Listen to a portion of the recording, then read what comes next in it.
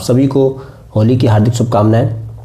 आज 8 मार्च जो कि एक अंतर्राष्ट्रीय महिला दिवस भी है और साथ ही साथ उसकी होली भी आज ही पड़ गई, तो ये दोनों एक साथ ही जो पड़ गए हैं, तो दोनों की यानी कि अंतर्राष्ट्रीय महिला दिवस की और होली की दोनों को आप सभी लोगों को बहुत बहुत हार्दिक शुभकामनाएं। अब देखो ये दोनों चीज़ें एक साथ जो है पड़ गई हैं, एक तरफ होली भी और दूसरी तरफ महिला दिवस भी, ठीक है।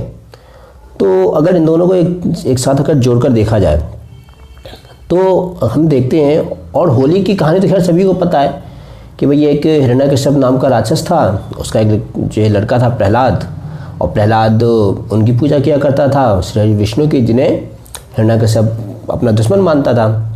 तो हिरण्यकश्यप जो है प्रहलाद उसको मारना चाहता था, लेकिन बहुत तरीके से जो उसने ट्राई किया उसको मारने का, लेकिन नहीं मरा। तो फिर उसने अपनी होलिका को जो है कहा कि भाई उसको गोद में लेके और आग पर बैठ जाए, लेकिन जिसमें होलिका जल गई और प्रहलाद बच गया। तो ये कहानी तो खैर सभी को पता है, लेकिन हम इसमें एक चीज़ देखें कि मातृत्व, नारी शक्ति, जिसे प्रकृति ने जीवन प्रदान करने की भी शक्ति दी है, ठीक है। एक तो हम इससे क्या निकाल सकते हैं, मतलब उस पर बात कर रहा हूँ मैं।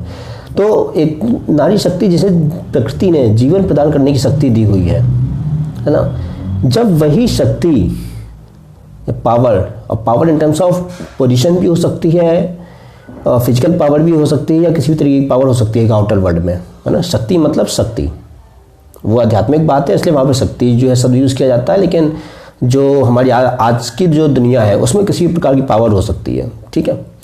तो शक्ति जब गलत हाथों में पड़ जाती है, और शक्ति जब गलत चीज़ें करने लगती है, अनएथिकल चीज़ें करने लगती है, तो फिर वो भी कहीं ना कहीं बेकार ही हो जाती है। जैसे होलिका को वरदान था कि भाई तुम्हारा आग जो है कुछ नहीं बिगाड़ सकती, लेकिन वो तब के लिए था जब वो कुछ एथिकल काम कर रही होती, कुछ सही काम कर रही होती। तो पावर यदि गलत हाथों में है तो पावर चाहे कितनी भी बड़ी क्यों ना हो, उसका यूज़ गलत ही होगा, फिर उसका यूज़ सही नहीं हो सकता, है ना।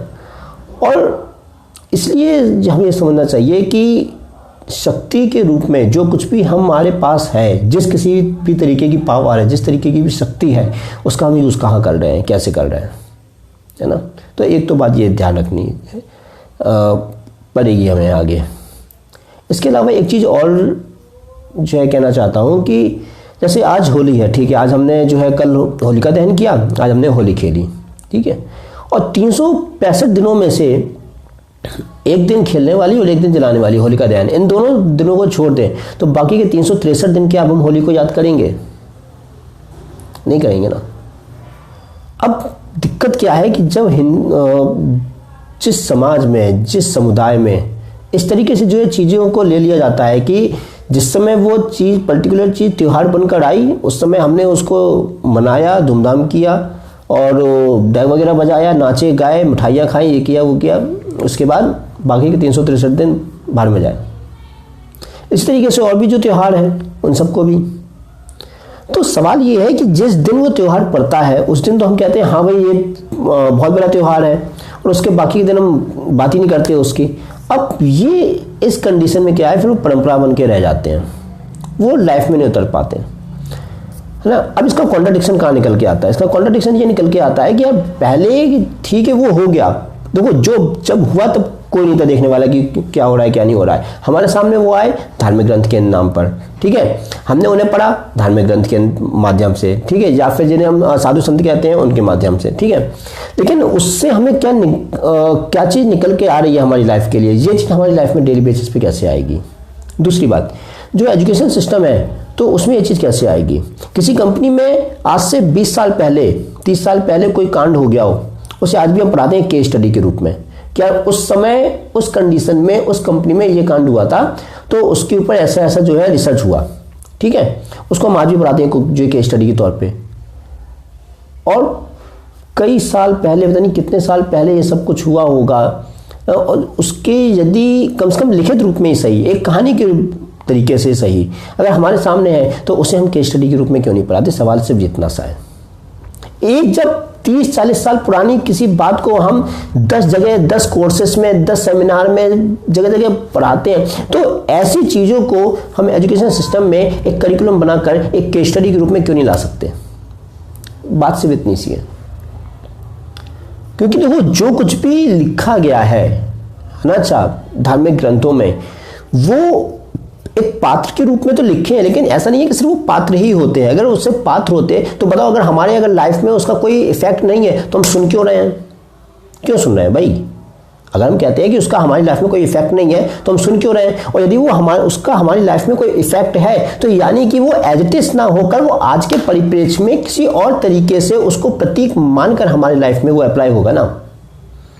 तो यदि वो किसी और तरीके से एक प्रतीक के रूप में आज के परिप्रेक्ष्य में किसी और तरीके से हमारी लाइफ में अप्लाई होगा, तो हम क्यों सिर्फ 1-2 दिन के लिए ही उसे बिल्कुल उजागर करते हैं, बाकी सारे दिन उसको एक तरीके से दबा के रखते हैं? क्यों हम छोटे से ही एक केस स्टडी के रूप में उसको जो है अपने करिकुलम में सामने नहीं रखते? क्यों? ये एक मतलब जो लोग ट्रेनिंग में है, जो लोग एजुकेशन सेक्टर में है, उनसे भी एक सवाल है, और जो मतलब हर परिवार में, क्योंकि भाई इंसान का जो पहला विद्यालय होता है वो तो उसका परिवार ही होता है, ठीक है? तो वहाँ पे भी ये चीज़ हमें समझनी पड़ेगी कि जो भी ये कहानियाँ हैं, जो भी ये कथाएं हैं, उसका जो प्रतीक है, उस प्रतीक को हम किस तरीके से अपने डेली बेसिस पर जो है इंक्लूड कर सकें, उस चीज़ पर ध्यान देना पड़ेगा। और जितनी भी इस तरीके की जो कहानियाँ निकल के आती हैं पहले के जो ग्रंथ हैं या पुराण वगैरह जो भी हैं, ठीक है, तो उनको एज अ केस स्टडी हमें इसको करिकुलम में शामिल करना पड़ेगा।